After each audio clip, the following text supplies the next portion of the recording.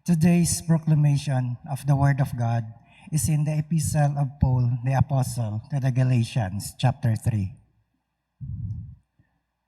O foolish Galatians, who has bewitched you, that you should not obey the truth, before whose eyes Jesus Christ was clearly portrayed among you as crucified? This only I want to learn from you. Did you receive the Spirit by the works of the law, or by hearing of faith? Are you so foolish? Having begun in the Spirit, are you now being made perfect by the flesh? Have you suffered so many things in vain, if indeed it was in vain? Therefore, he who supplies the Spirit to you and works miracles among you, thus he who does by the works of the law or by hearing of faith. The word of the Lord. Please stand for our responsorial psalm, and let our response be, Blessed be the Lord, the God of Israel, he who has come to his people altogether. Blessed be the Lord, the God of Israel, he has come to his people, and has raised up a horn of salvation for us in the house of his servant David. Response.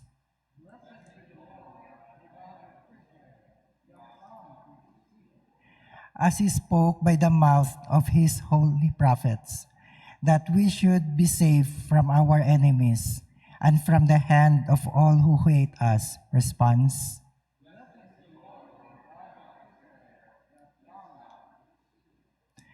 To perform the mercy promised to our fathers and to remember his holy covenant. Response.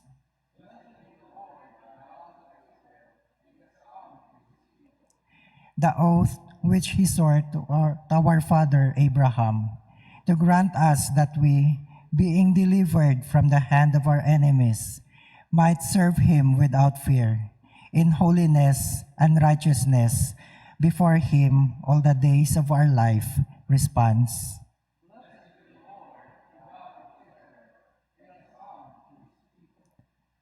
Glory be to the Father, and to the Son, and to the Holy Spirit.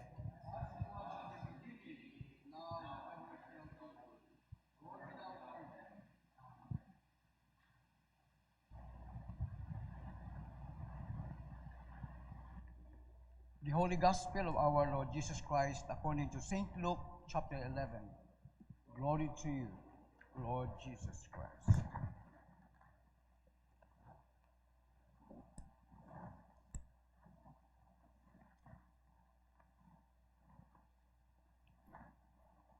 And he said to them, Which of you shall have a friend, and go to him at midnight, and say to him, Friend, lead me 3 loaves, for a friend of mine has come to me on his journey, and I have nothing to set before him.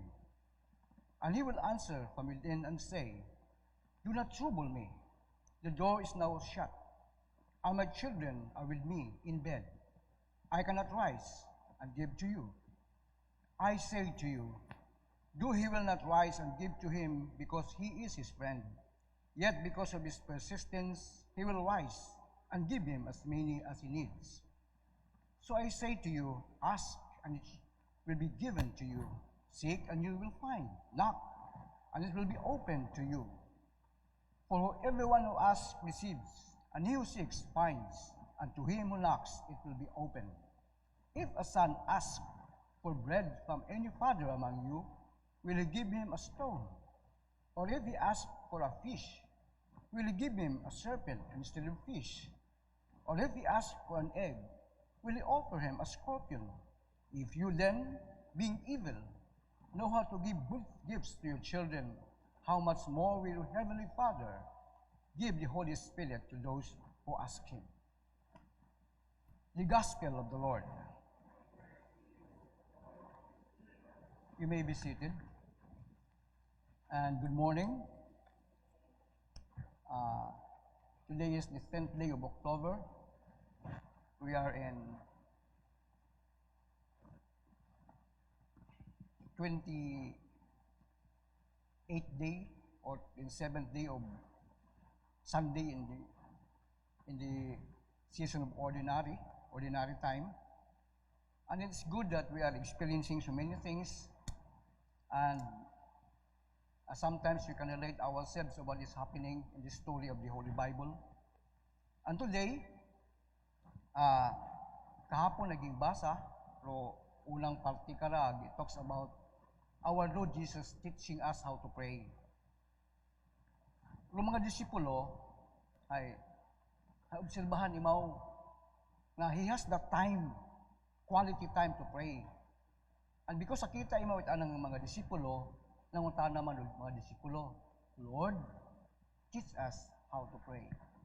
Agduyin man kita, katuhay, we are used of aba naton nga memorize prayers without conviction, basta binukay ang baba. Ako anay katuhay, sa baryo ako hay, kasinunod ako sa mga naganubina nga tawgon, ay ako itang obserbahan ay kapin sa mga old days ay, wala ni katapos do amay namon ay sumpon kasanda ko siya. Ano na ba mga kunda? When I learned about how to pray to God, natin manghihapon ako kanda, kasi nunod manghihapon ako sa nagaw nga nubina, kat nagamerienda time mo kami ay, nay, kwan sila ako nay, pwede makon nga kung pangamuyo kita at amay namon ay, patapuson anay ang bago magsumpon. Ay kibot sa nakakon. Bagay, sino ka? Ako nga kurihan kami, o koreksyonan kami, o i-reform da amon nga ginaya. Pilawot ang dagon nga inublag, ikaw bago kayang. Ay mo ko man ako bago kanda ay, since the time ay, sinunod ang karon, si Lola na ako, nga nagpabahoy ka ako na nagsinunod lang ka na, magsimba, magnubina, sinunod ang karon. And I am not new of what the oldest are doing. So when they heard from me, pwede mako next time, hinaga, magnubina kita hay, patapuson anay ro words from the Lord's Prayer amay namon, ang bago kita magsugpon. Siyempre, gahambal do leader ay, wa pagkatapos do leader, sugpon dito sanda, hay, kung imong i-rate nimo, di ka na po yung matapos do ang party leader, ay haragot sumugpon yung mga tao. Aba, nakurihan, ba pagkaagay. Pagsanglo na mo na, akong hambal kinyo mako na ha, hapon na, bagin sinunod. Pagkatapos, lubina, ay, ano makon sa inyong pamatyag? Ay, mayad man mana. Ay, ubrahon naton. Today, tulo ni Ginoong Hesus how to pray, ay anagin explain sa atong ibasang gospel makaron. Ag much more, nag-emphasize kita ni Lord Jesus nga, when we ask, we receive. When we seek, we shall find. When we knock, the door shall be opened unto us. Sino man na kinyo? Ang mga tatay, kung mga ayo kinyo daya, inyong mga unga ay tawan nyo daya, ibat Kung isda, tawan nyo ana sawa. Kung itlog ay scorpion.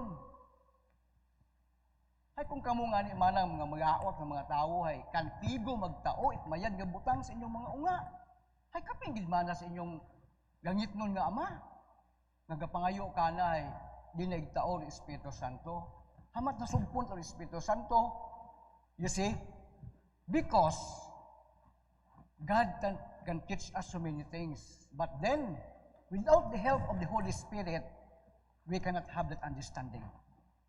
Nga pa, when we pray, kapinggid kong gumpisa kita basa at Biblia, ay we invoke the presence of the Holy Spirit.